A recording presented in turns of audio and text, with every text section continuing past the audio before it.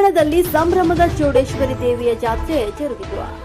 ಬಾದ್ಮಿ ಅಮಾವಾಸ್ಯೆ ನಿಮಿತ್ತ ಇಂದು ನಾಗಠಾಣದಲ್ಲಿ ಸಡಗರ ಸಂಭ್ರಮದಿಂದ ಚೌಡೇಶ್ವರಿ ದೇವಿಯ ಜಾತ್ರೆ ನೆರವೇರಿತು.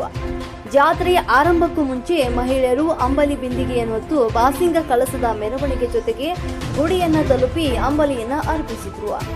ಅಪಾರ ಸಂಖ್ಯೆಯ ಭಕ್ತರು ವಾದ್ಯ ಮೇಳದೊಂದಿಗೆ ದೇವಿಯ ಮುಖವಾಡವನ್ನ ಹೊತ್ತವರು ಇಡೀ ಗ್ರಾಮದ ಭಕ್ತರ ಮನೆ ಮನೆಗೆ ಭೇಟಿಯನ್ನ ನೀಡಿ ಕಾಯಿ ಕರ್ಪೂರದೊಂದಿಗೆ ನೈವೇದ್ಯವನ್ನ ಸ್ವೀಕರಿಸಿ ಉಡಿ ತುಂಬಿಕೊಂಡು ಆಶೀರ್ವದಿಸುವ ದೃಶ್ಯ ವಿಶೇಷವಾಗಿತ್ತು. ಚೌಡೇಶ್ವರಿಯು ಅತ್ಯಂತ ಶಕ್ತಿಶಾಲಿ ದೇವತೆಗಳಲ್ಲಿ ಒಬ್ಬಳಾಗಿದ್ದು ಈಕೆಯ ಬಳಿ ಏನೇ ಬೇಡಿಕೊಂಡ್ರೂ ಕೂಡ ಅದು ಈಡೇರುತ್ತದೆ ಎನ್ನುವ ನಂಬಿಕೆ ನಾಗಠಾಣ ಗ್ರಾಮದ ಭಕ್ತರಲ್ಲಿ ಈಗಲೂ ಕೂಡ ಜನಜನಿತವಾಗಿದೆ. ಕುಂಬಾರ ಮನೆತನದ ಮಹಿಳೆಯರು ಬಜಾರಕ್ಕೆ ಕಿಚಡಿ ತರುವರು, ಅಲ್ಲಿ ಔಡಲ ಕಟ್ಟಿಗೆಯ ಹಂದರದಲ್ಲಿ ಮಜ್ಜಿಗೆಯನ್ನ ಕಡಿಯುವಳು, ಅಲ್ಲಿಂದ ನೇರವಾಗಿ ತನ್ನ ಗುಡಿಗೆ ಬಂದು ತಲುಪುವಳು.